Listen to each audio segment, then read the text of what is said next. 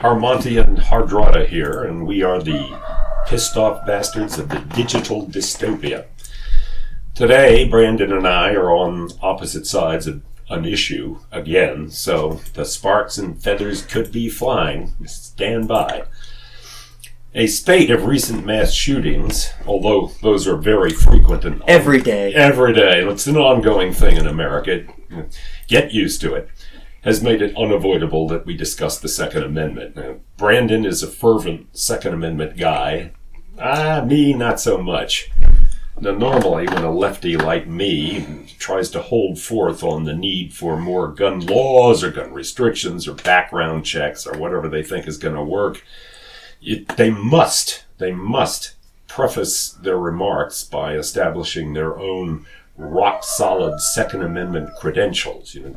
Oh, yeah, I'm a big Second Amendment guy myself. I own 20 or 30 firearms at home, and me and the boys go out every day to the range, and Sundays we go hunting, and we just waste anything that moves.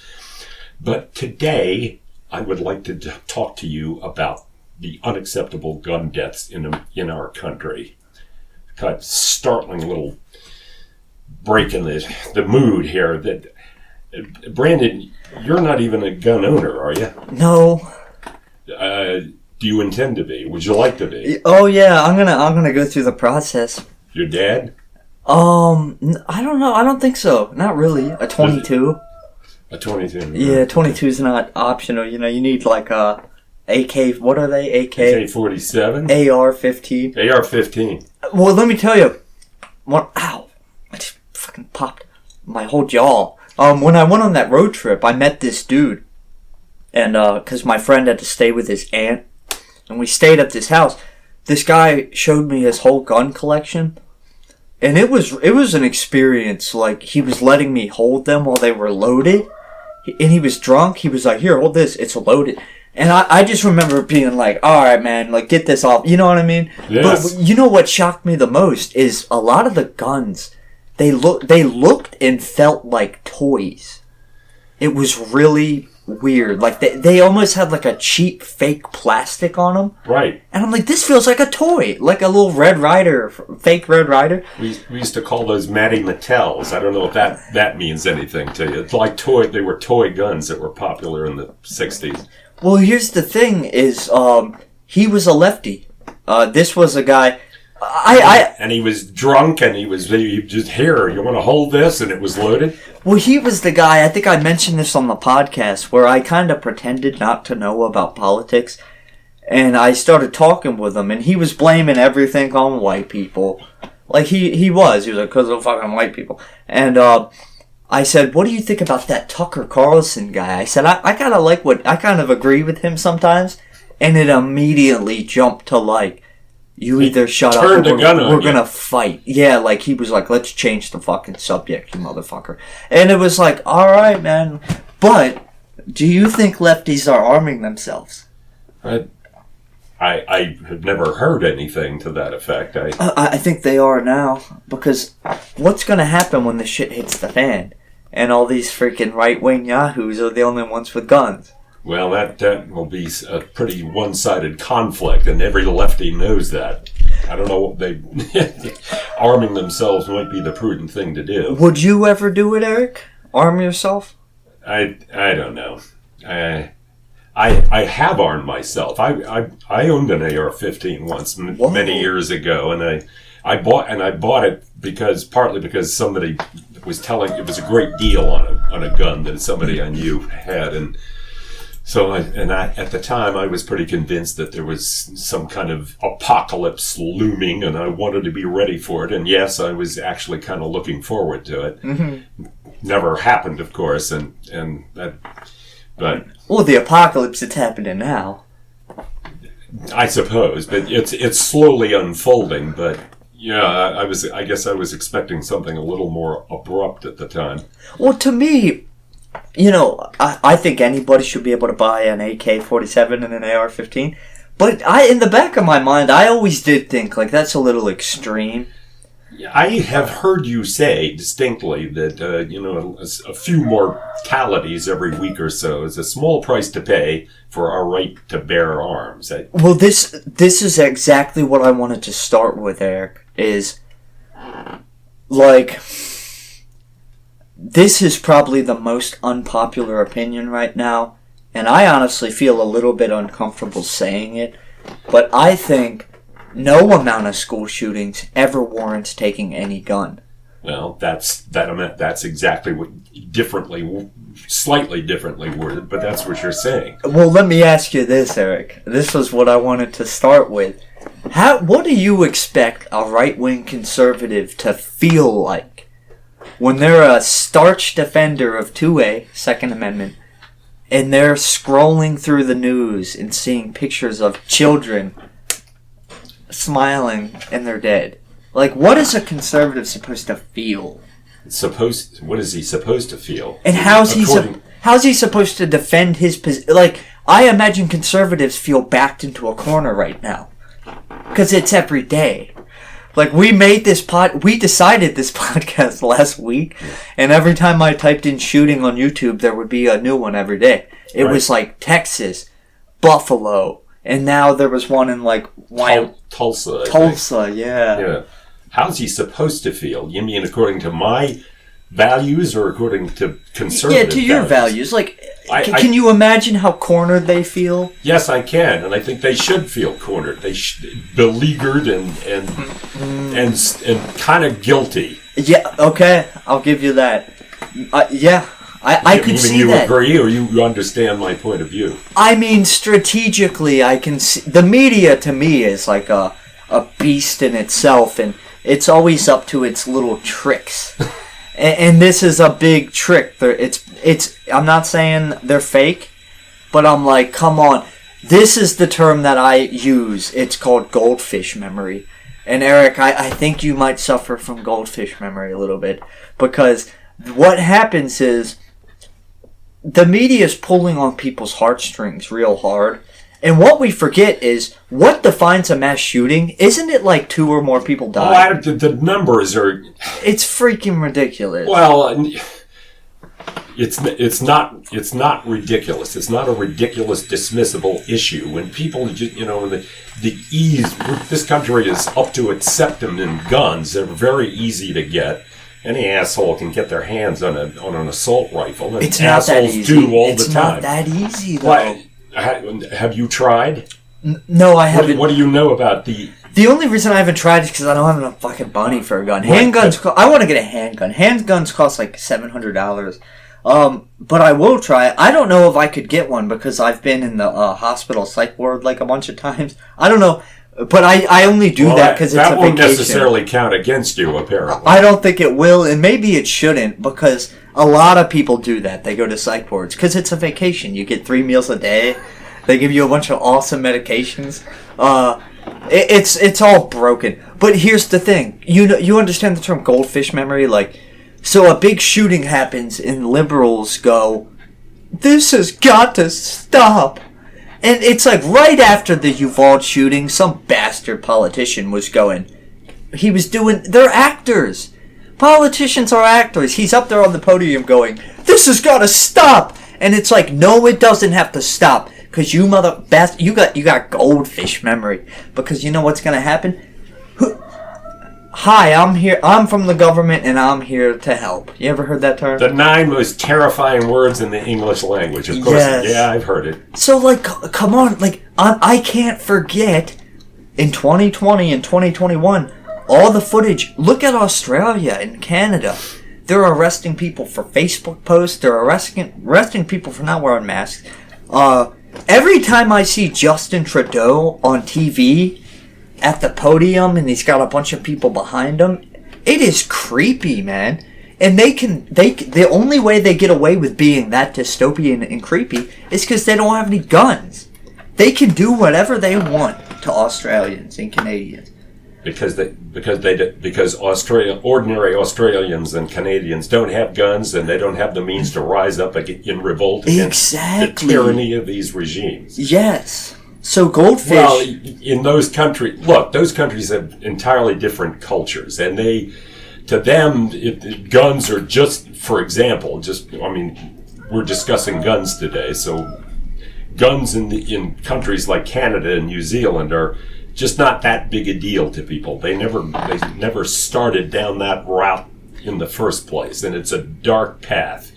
And there are shootings in countries like that are very rare, and when they do occur, the governments tend to come down pretty hard. And just recently in Australia, I think not recently, but they rounded up guns. They actually went out and collected guns from people. I don't know how forcefully they had to do that. If the citizens had any say in that at all. In some places, they had these buyback programs where they would buy the guns.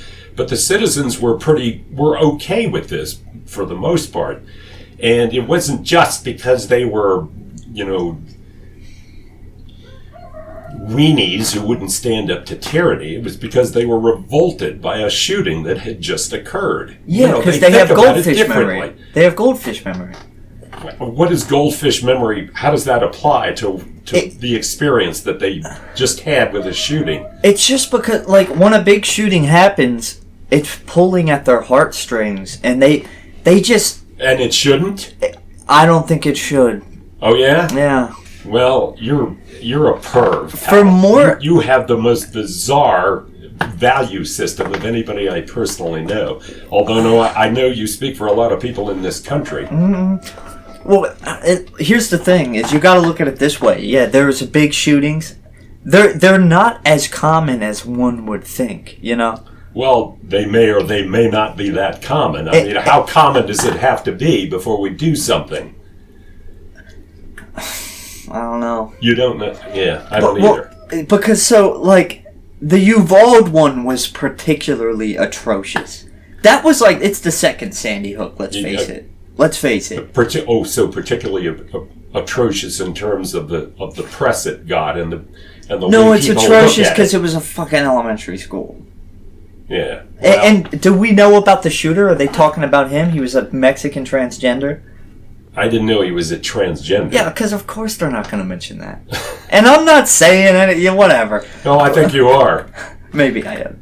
So, God damn it. See, Eric, I don't want to have to cut that. Well, no, I don't think you should cut that. I mean, we got to be plain speakers here, and that's part of good podcasting, I think. And so many people talk that way and think that way. I don't think it's Well, let's look at it this way. It's unfortunate, but do you remember the black guy that ran over all those Christians at the parade? In December? Vaguely, yeah. There was footage of it. He just ran. The media didn't say anything, and I'm not even saying they should, because I don't believe in that. I don't believe in going, oh, he's black. I don't believe in that. But it's interesting how the media, they reported that tragedy as an accident. And to be honest, I think a civil war is brewing up, because people can't take the media hypocrisy anymore. They can't take it. If a white guy shoots any place up, like the Buffalo thing, you know about that one? A couple days ago? Yeah. So the media is going to go, wow, he was a white supremacist. I'm like, come on, media, you got to stop doing this, dude. You are flaming the fire so hard with this. I bet you I'm surprised they didn't latch onto the Buffalo one and forget about the Uvalde one. But they're not going to, because they want to pull on people's heartstrings. Well, you don't think people's heartstrings should be pulled when kids are killed, or anybody for that matter? I can't think that way. I know you can't. Apparently, you can't. Because it's in the Constitution. It's a God-given right. The Constitution. You commie. Look, Eric's commie colors are coming out. We're here to discuss the Second Amendment, among other things, I guess. No, that was out of line. No, forget that. But you got to admit that attitude is. I'm not going to delete it. I withdraw that comment. It's bubbling up in you, though. It is. It's working. When I hear people talk like you just did, I do that. I get bubbled up. I can understand it because we can't forget that kids died. Well, not just kids, people. I mean, it's. I don't know. It is more atrocious when kids get killed because they're so helpless. I know, and when I scroll down through YouTube, I'm like, get this out of my face. I don't want to fucking see it. You know what I mean? Yeah, I know what you mean. Look, you are out of line. I'm out of line. Sir, in believing that this is not that big a deal, or it's less important than our right to bear arms. First of all, I don't know how deeply we're going to be able to get into the Second Amendment itself, or even how relevant that actually is, since nobody is really sure what it even means anymore. But yes, it guarantees every American's a right to bear arms, but it also says something about a well-regulated militia. Does anybody know what that is? What that means? I know what it is, and it's not going to happen. What is it? Well, okay, so like, say, right now, we could admit that the government all over the world is being tyrannical. They're like, they were shutting down businesses, and they're making people get these cards and these passports, When people think of militia, they think of right wing. They don't really think of left. A militia is Black Guns Matter. You ever heard of Black Guns Matter? No. The Black Panthers, are they technically kind of like a militia because they have guns? I don't know. I guess they are, but they haven't done anything recently that I've been aware of. Is that news that has been withheld from me too? Something with the Black Panthers?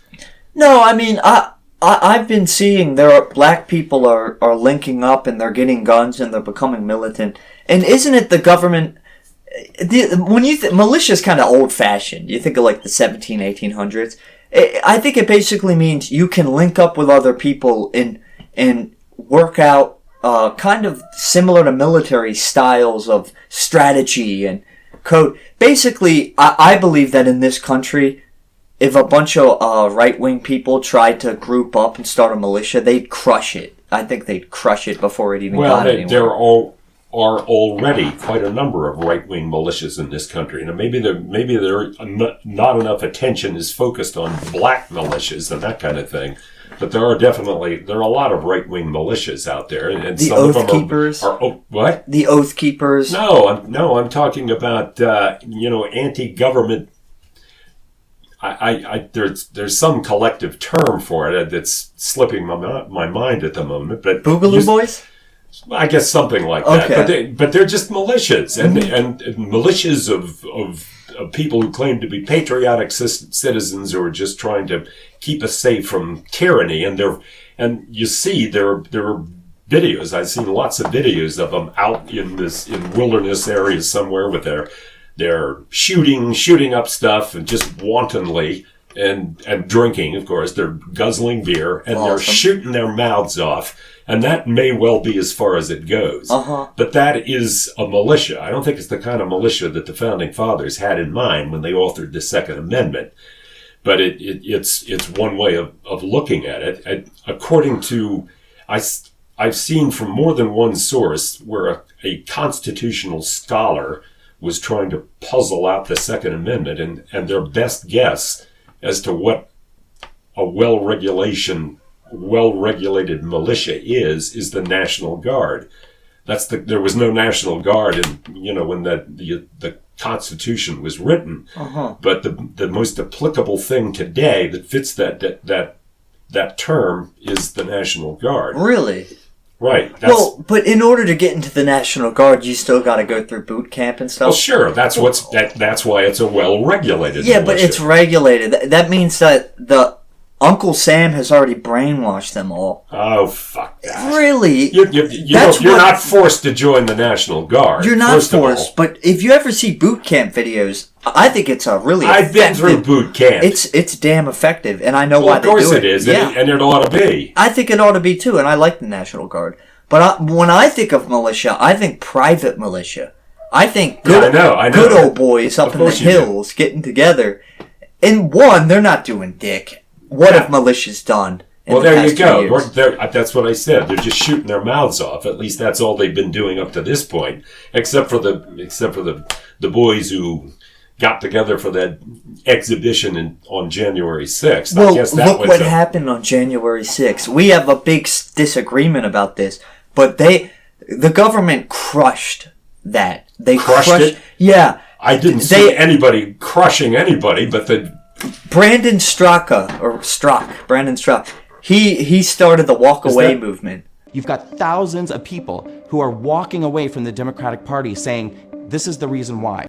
Walk away movement. Yeah, if people leaving the Democrat Party. He went to January 6th. He filmed it. He literally did nothing. And he got... All of the people that did that were put in 23... They call them 23-1. Isolation.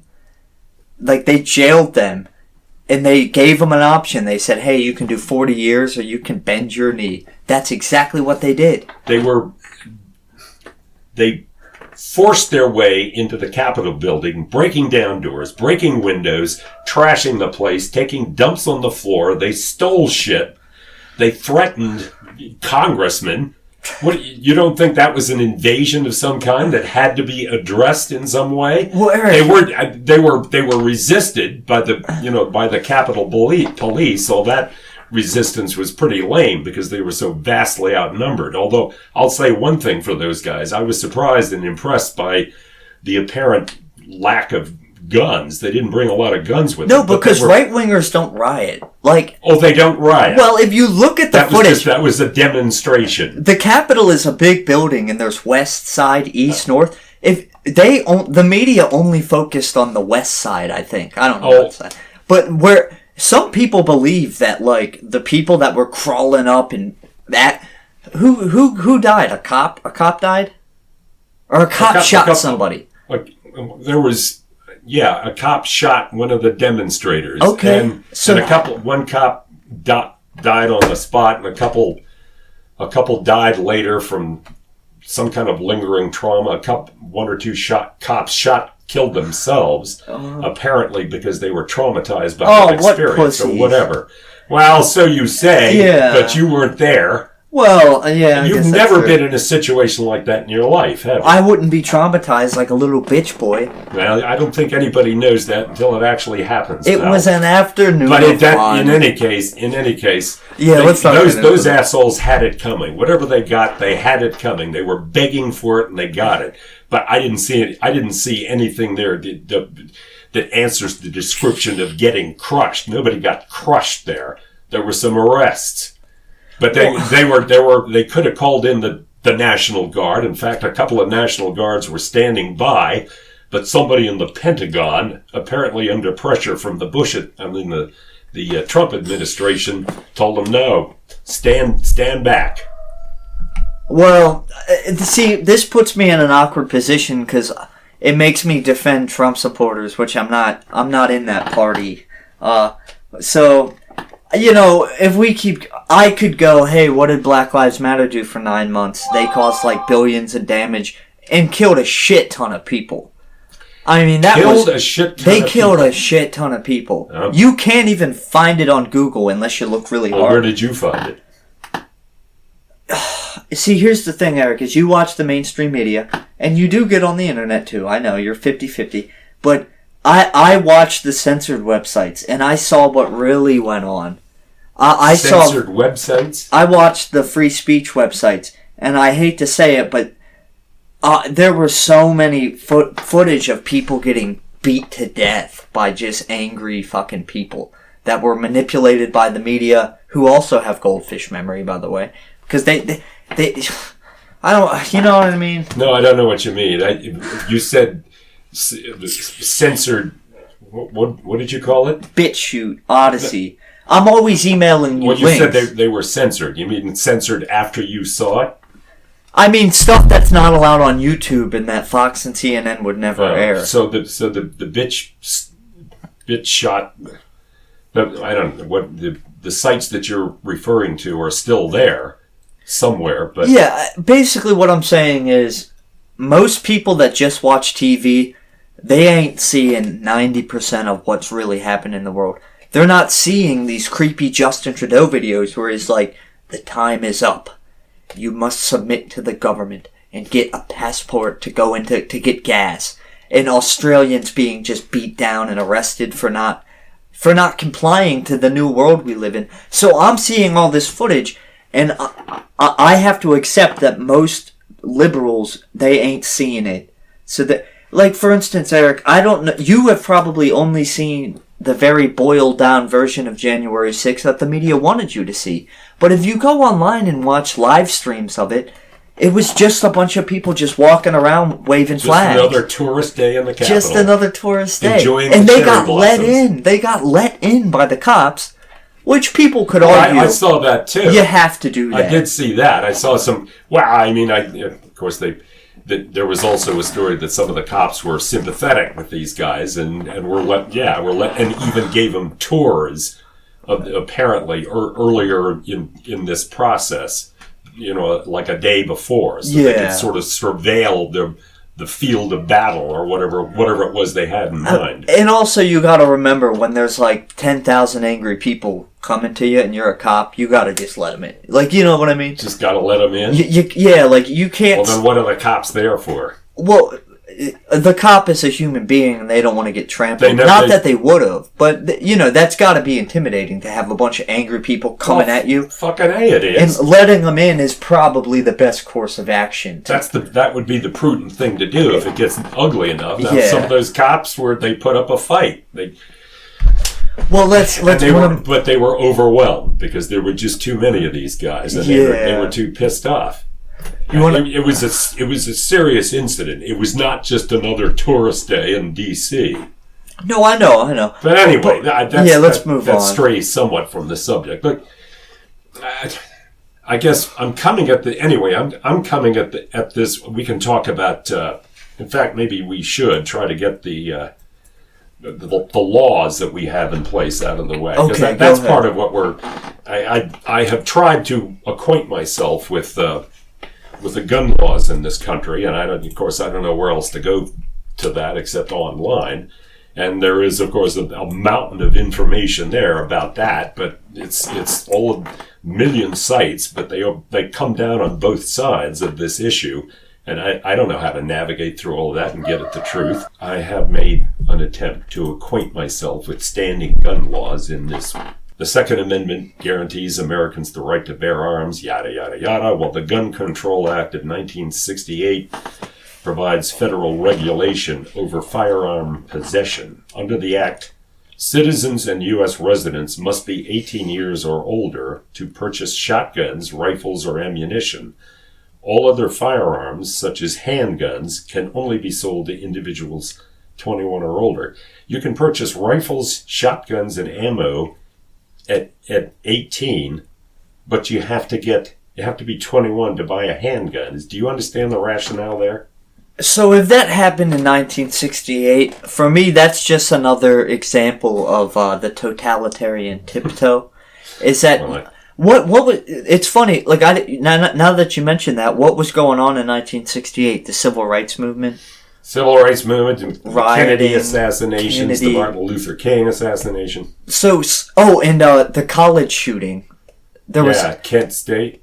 I wonder if that had anything to do with it. So this is what they do. Every time there's a big mass shooting, they'll go, okay. Well, that wasn't a shooting. The university, it was the National Guard shot a protester.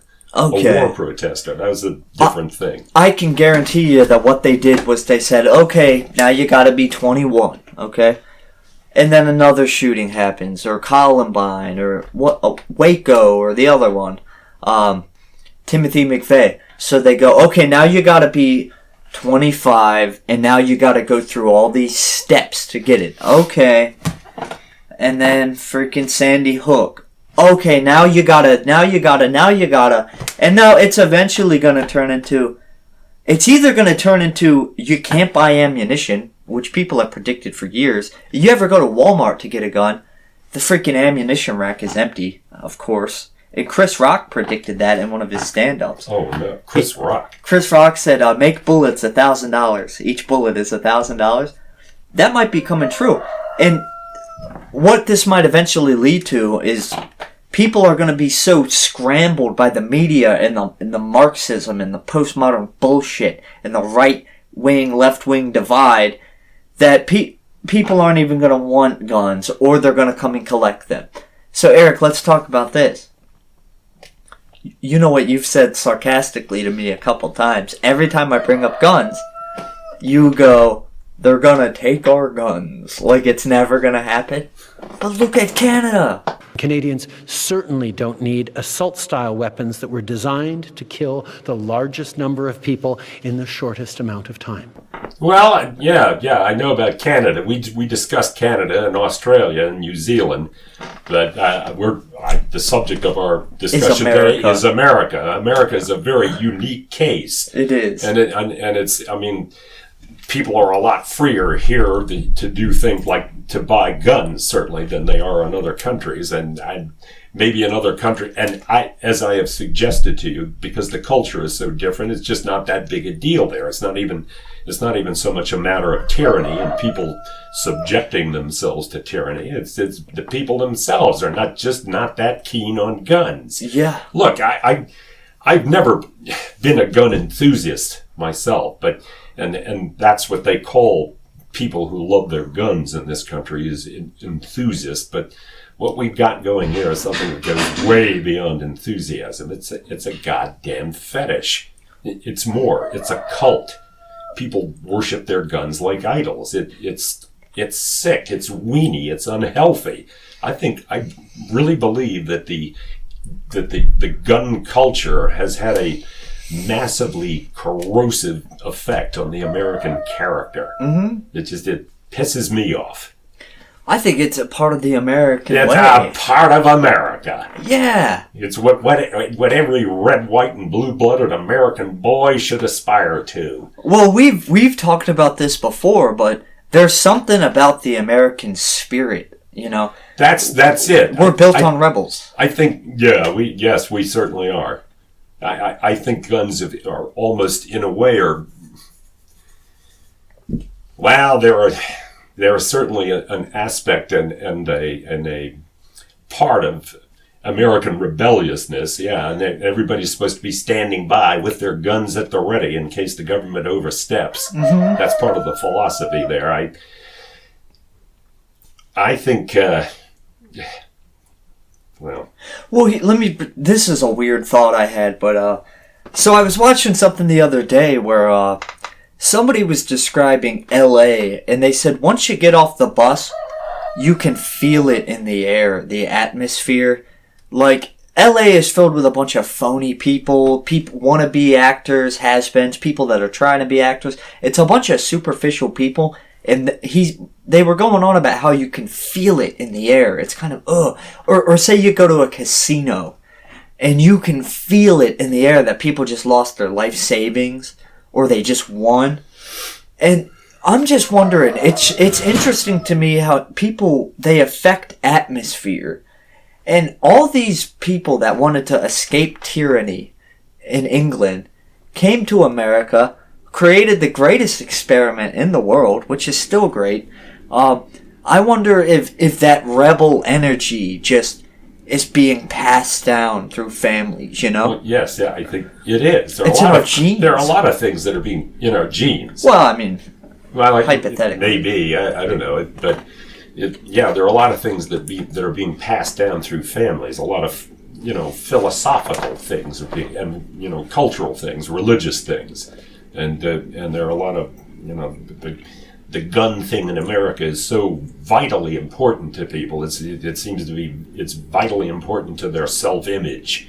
I think that a lot of these gunophiles are people who watch too many Rambo movies, and they want to be heroes, and they want to be tough guys, and they're not going to go, get in shape and go take up boxing at the police athletic league or anything like that, because it's too much commitment, too much work, and too many chances of getting hurt. But in America, you can, by God, buy guns and feel like a tough guy. Well, that actually, that gets into the territory. I got a quote, and this is a very hard topic to dissect. But these motherfuckers that are bullied, or they feel unheard, and that a Travis Bickle type, from Taxi Driver, the movie. Yeah. These loner people that go and shoot a bunch of people. One, optically and strategically, they're fucking idiots. They're making it worse. They're not too bright. And they have mental illness. Yes. And maybe mental illness isn't being treated. And an interesting thing is, every time one of these shootings happen, a right-winger tweets out, they go, let me guess, the police knew about the shooter. The police always know. They're always like a code red. You know what I mean? Like, a lot of these people that go shoot a bunch of innocent people, they are known to the FBI and stuff. You know? Uh-huh. So, but then what's the solution to that? What are they going to arrest him before he commits the crime? That's even worse. I was wondering what you were getting at. Well, that's even worse, in my opinion. Yeah, well, I guess it would be, but so... Because that's thought crime. Oh, you seem suspicious. You know what I mean? Well, if someone has a history of mental instability or even some criminal activity, I think it's not out of bounds for the authorities to take an interest in that individual. They may, it's that in itself is probably not going to put anybody under surveillance or anything like that. But if this person turns up at a gun store and wants to buy a gun, then it becomes more of a concern, wouldn't you say? Well, what do you recommend? I don't know. To be honest, this is one of the hardest things. I thank you for your honesty, and I appreciate it. Well, this is another thing. Is I don't know. After Sandy Hook, every time there's a big tragedy like 9/11 or Sandy Hook, don't they come out with these packages like the Patriot Act? You know? Yeah. They just had a climate change act that they all passed, bipartisan, whatever. We all got together and agreed. Eric, what you gotta understand is they slip a lot of weird shit into these packages. Yeah. Like the Patriot Act, they slipped in the surveillance. I'm with you there. I think it's that every time somebody has a bill or a proposition or a law or something that they think is a good idea and may indeed be a good idea. And this is true of all administrations. They all got to slip something else in there because they figure this is a good opportunity to get something else passed that might not be as popular. And I don't understand how that bizarre practice ever got started. And a couple of presidents have talked about the line item veto, where something gets to the president with this, and it's not just presidents and administrations. This happens in Congress too. Yeah. So they're the line item veto, where the president can just cross out anything that isn't relevant to the main subject. Things like that. I think that's obscene. Yeah. So I'm with you there. So, but it's and you talk about how every time there is an incident, our heartstrings are pulled at and people are going nuts and they demand this and demand that. And laws are passed or laws are proposed, and these laws they may work, they may not, they probably won't, because this is a situation that is pretty much out of control. Yeah, it's unfixable. It's unfixable. Or it's very hard to fix. And you know, what inflames it is, what makes it worse is the divide and conquer. Like CNN versus Fox, you know? Like, all this fighting is making people forget the end game, which is they're going to make a big package or a bill thing, and there's going to be all this shit in it about deleting Facebook posts and censoring the internet. Like, come on, people, wake up, people, wake the fuck up. Wake up and do what? What do you want them to do? I'm not saying I approve of any of that, but what? I said we got to burn the system down and burn the system down and start or have a civil war and have a lot of fun. I don't know. Either or is going to happen. I don't understand why you have, as I say, this bizarre value system where the Second Amendment is more important than human life. That's a strange thing. It really is. That's a strange thing for a born-again Christian to say, if you don't mind my saying. I feel like I just kind of walked it up and explained why, you know? No, I'm afraid not. Do you think Jesus would approve of this? Would he approve of our virtually unlimited right to arm ourselves? Praise the Lord and pass the ammunition. Is that your brand of Christianity? Is that your sense of what Jesus had in mind? Absolutely. I don't know. I can't get into that, Eric. I don't know. I don't have a solution. Well, let me segue into this. I saw this comment the other day. I had to screenshot it, and I wanted to get your opinion. It said, "Here's an unpopular opinion. We live in a society that treats morality and religion like poison, drugs kids in schools, avoids personal responsibility, and humiliates its own culture at every turn, and we're surprised that this stuff keeps happening."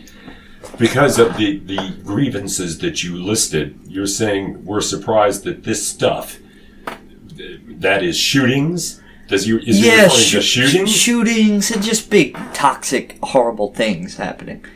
And mental illness. You know, people, like, you gotta wonder, it's like all these people shooting up people in grocery stores and schools. It's like, how much does that have to do with, like, the culture of America? That is the culture. That's part of the culture of America. People just shooting up schools and grocery stores. Well, what? Don't you think that's a little unhealthy? Well, this is an example I always use. Jordan Peterson in 2016, no doubt he became a megastar. There's Jordan Peterson videos that have 80 million views. And what was Jordan Peterson preaching? He was telling young men to clean their room, to make life plans. He was telling them to be sharks, to be proud of who they are, and all this stuff. And it's like, why did Jordan Peterson get so famous? Why did he become a father figure for hundreds of millions of young men? It just makes you wonder, like, the culture is cucking out young men. And I hate to say it, but it's cucking out, like, men that are in a... Cucking means, like, making you feel worthless and being a pussy and, you know, be a young male pussy feminist is basically what Jordan Peterson fights against. But, like, young men are completely displaced in this country. And it's, you know, who's to blame? Marxism? I don't know what's to blame. But it's like, yeah, how much of this has to do with that? And another thing... I don't want to go on too much of a ramble, but you know what I've been thinking about lately? There's this anti-work movement starting. So in the 70s and 80s, what was minimum wage? It was like $6, $5. Minimum wage has only climbed $1 or $2, but inflation has shot up to the point where people can't sustain themselves. The American dream is over. Yep, for most of us. For most young men, and I walked right into the collapse of the housing crisis. So you can kind of understand these misguided young men keep shooting people, but it's like, maybe we need to fix this. Maybe we need to become like a nationalist country where people feel proud to be who they are. And maybe we need to kill the racial divide. What if they genuinely have nothing to be proud of? Some of these guys are they are shameful individuals, and it may not be entirely their own fault. I'm not saying that. Mm-hmm. Yet, as you have pointed out, a lot of us have grown up under very difficult circumstances, and they're not getting any easier.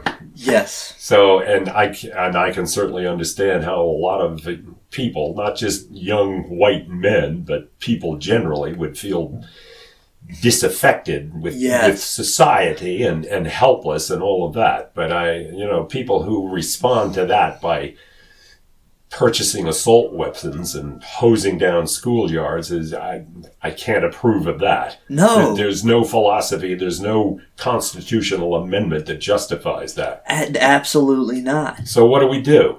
Well, I don't know, but here's another thing is young people are socially isolated. They live on their computer. I'm on my computer like 11 hours a day if I'm off. Oh my God.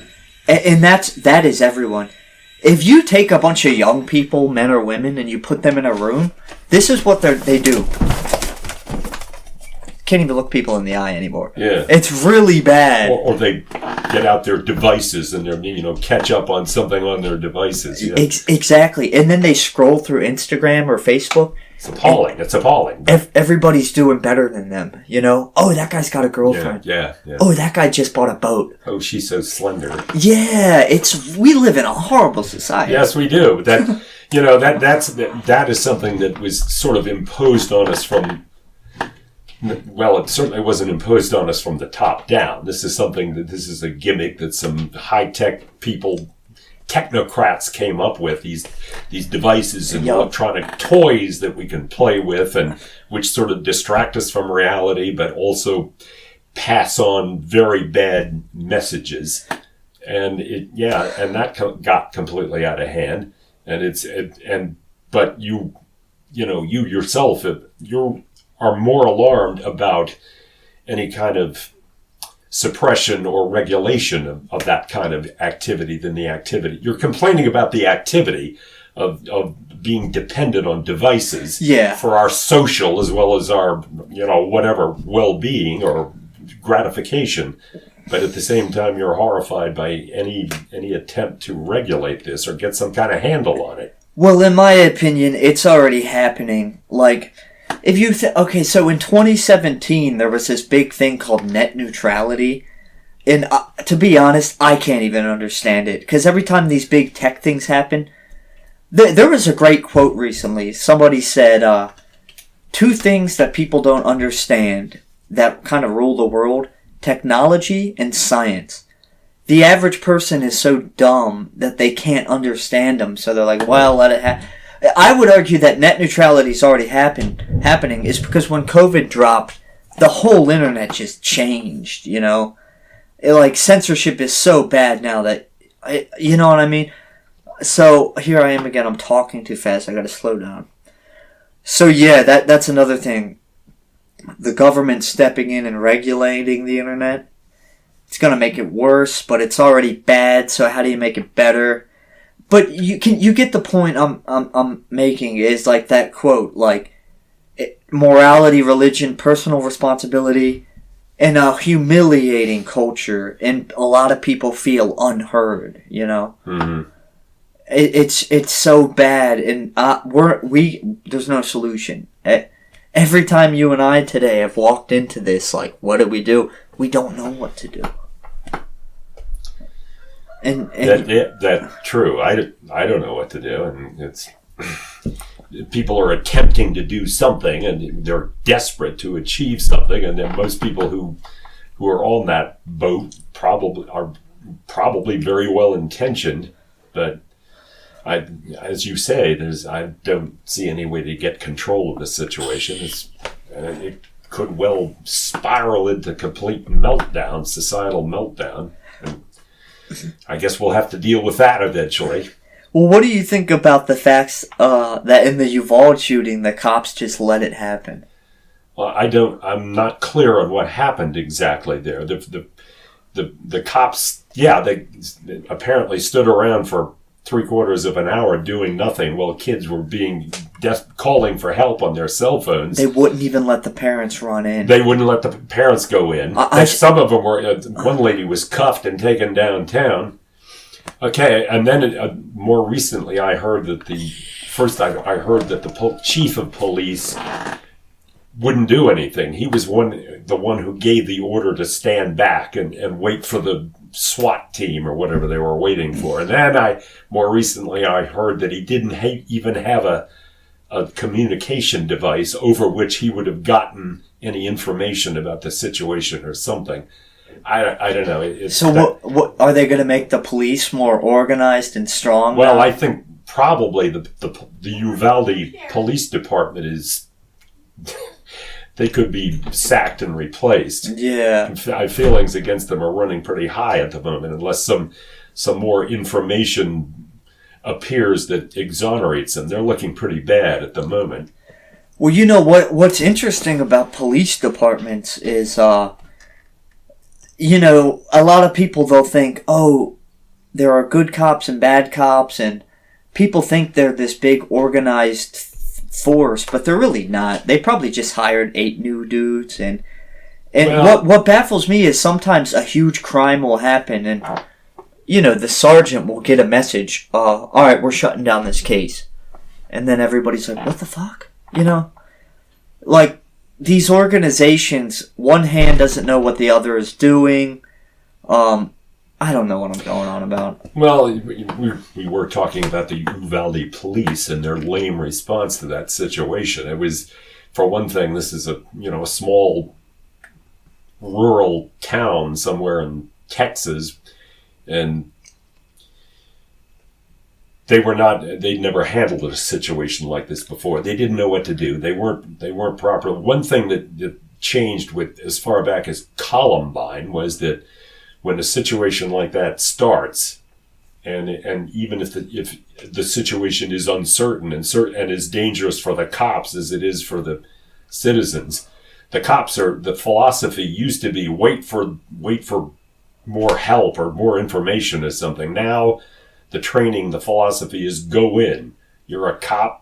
You could get killed, but you volunteered. You signed up for this. It's your job. Go in, do something. Yeah. And I don't know if the Uvalde Police Department was ever aware of that, but they didn't do anything. It makes you wonder if they were like, "Hey, don't do anything. Like, this is perfect. Well, they're going to kill a bunch of kids. We can take away the guns." That sounds like conspiracy. That's what you're getting at. Well, maybe maybe. I don't know. And the cops were in on that? I'm not saying the cops were in on it, but people think that's what I was getting at. People think that the cops are like this well-organized. Oh, they're not really. If somebody sent the sergeant or whatever, the top guy, a message, hey, back down, they could have told the cops, hey, if you run in, you make it worse. What if you shoot a teacher and you think it's the guy? We don't know who the gunman is, And you never know. That's true. You never know. But that's what you sign up for when you join the police department or the military. These are organizations that you say they're completely disorganized. They don't know what to do when the shit hits the fan, and that's true of almost all organizations. You can run them through all sorts of very intensive, high-quality training, but when the bullets start flying, plans go out the window. That's true in war too. Yep.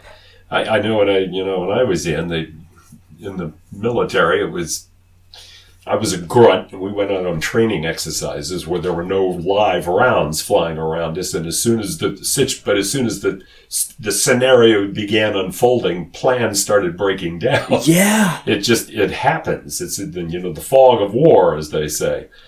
It's a big illusion too. Well, yes, it is an illusion, but on the other hand, wars do get won. There is a lot of heroism and a lot of brilliant maneuvering and improvising in the field. Mm-hmm. So it's not as bad as you're characterizing it.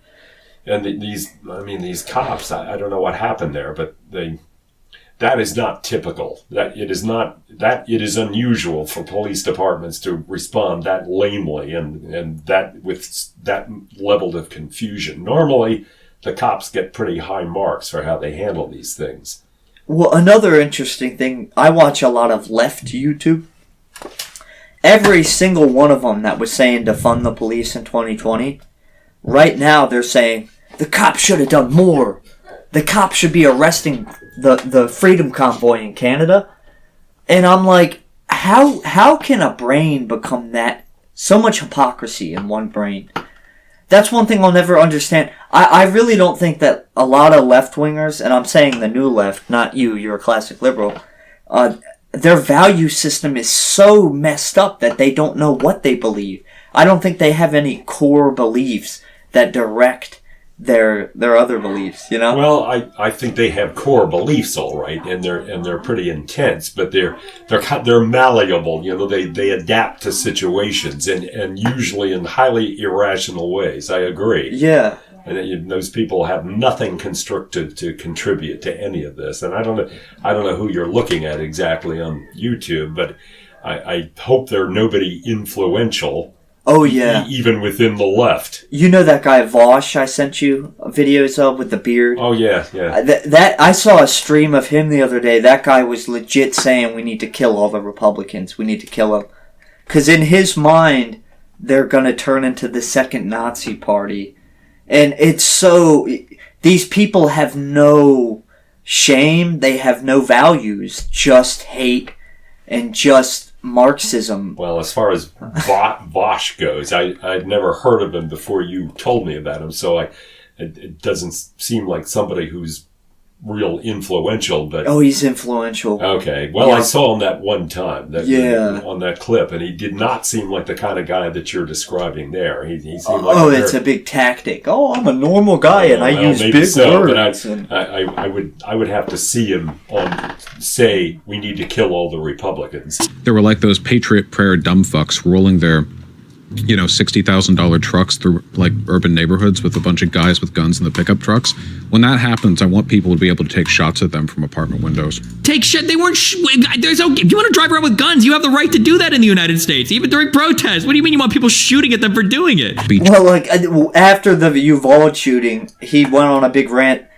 The cops didn't do anything. It's like, how can you say that? Like, how can you BLM people say that? You were just saying get rid of the police, which we all know would fucking lead to anarchy, Mad Max shit. Well, that's These people are demons, in my opinion. And the media is, they're successfully framing every right-winger as a white supremacist, and that's making it worse. That's a very broad statement. Undoubtedly, there are media figures. I would be very surprised that you say they're splattering every right winger. You mean every conservative? Yeah. As white supremacists or something.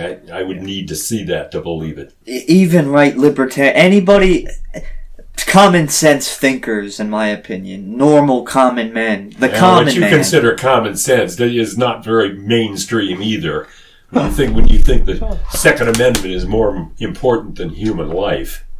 Well, what do you think about about the acid attacks in London? Because London banned guns, they don't have guns. Their knife crime is through the roof. I heard that there were some knife attacks and some acid attacks. I don't know how pervasive that practice is. I haven't heard anything That about is that horrible. in a while. Yeah, it is horrible. But at least they can only take out one person at a time with a knife or a jar of acid. That's true. That's a good argument.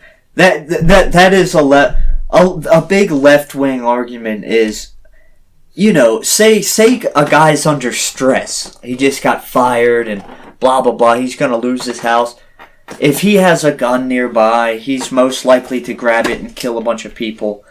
But if you grab a knife is a more personal crime, and I think a lot of people can't bring themselves to do that. To stab somebody. It's so much easier with a gun. Yeah. They can do it because they can do it at a distance. At a distance, yeah. That's another thing about the gun mentality that just really gets to me. It doesn't take any character to dispatch an enemy from 100 paces with a flick of a trigger finger. Any loser can do that. Losers do that all the time in America. Mm-hmm. I was thinking, another thing I think it might be worth mentioning is, in addition to being a veteran and a patriot, I was a Marine, a grunt, mm-hmm.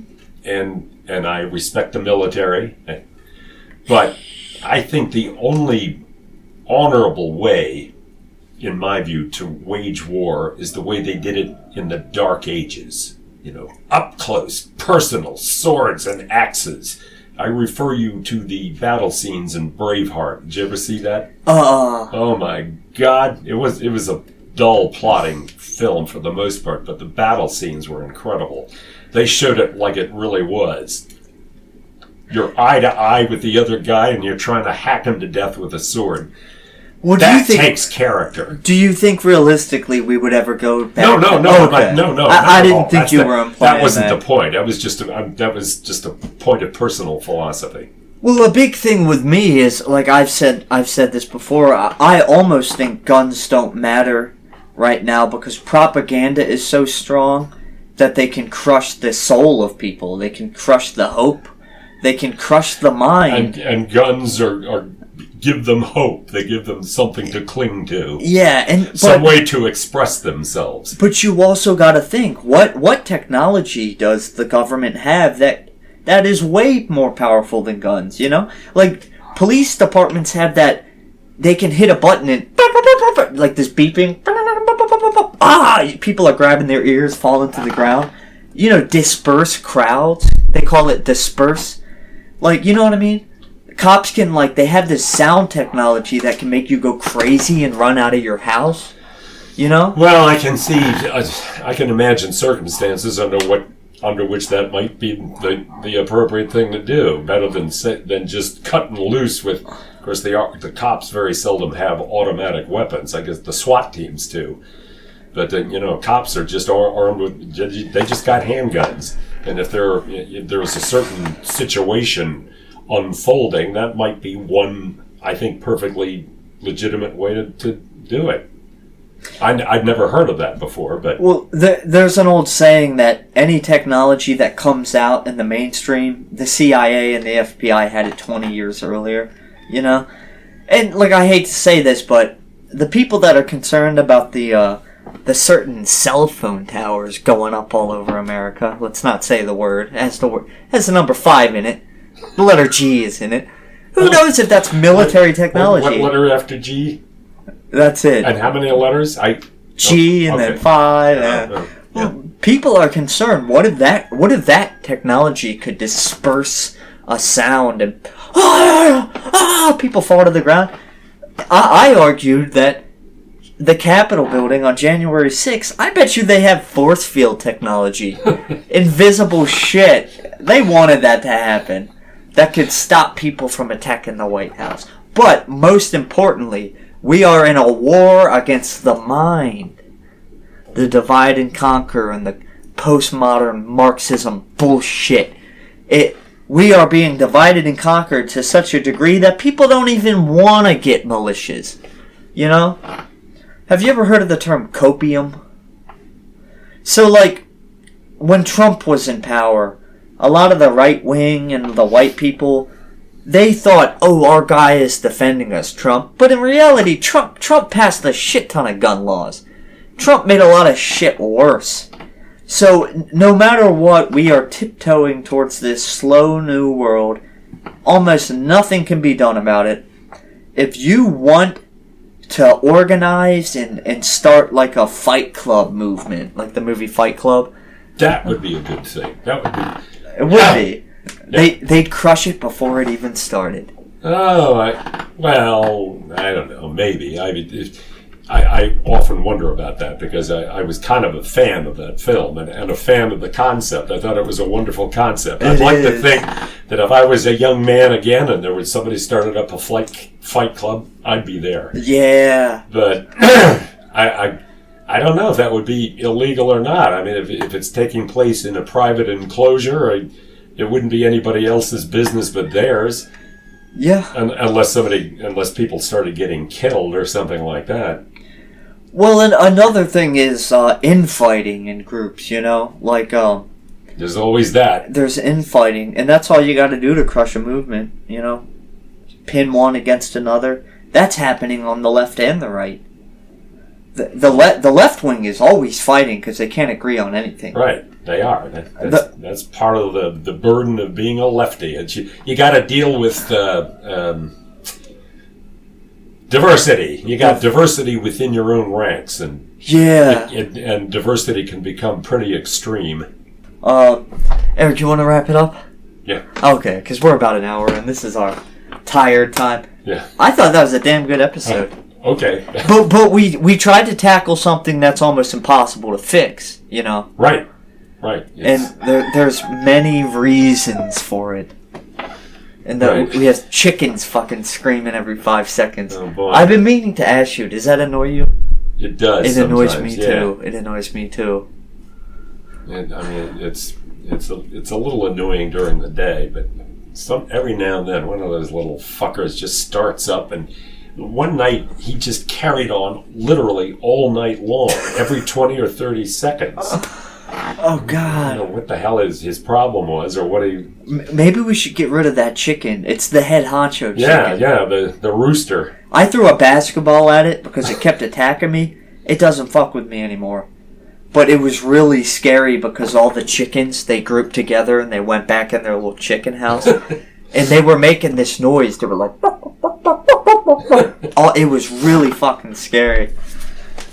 Well, are we getting any eggs? Eggs? We out? are. That was the main point. And right? we have food, Eric. We have a shit ton of food. So if the shit hits the fan, we're all safe. We got a garden, so it's good. It's good. All right, Eric. All right. Have a good one, fellas. Well, yeah. What do you think of that one? I was. It was pretty good. I'm always disappointed in myself because I'm not that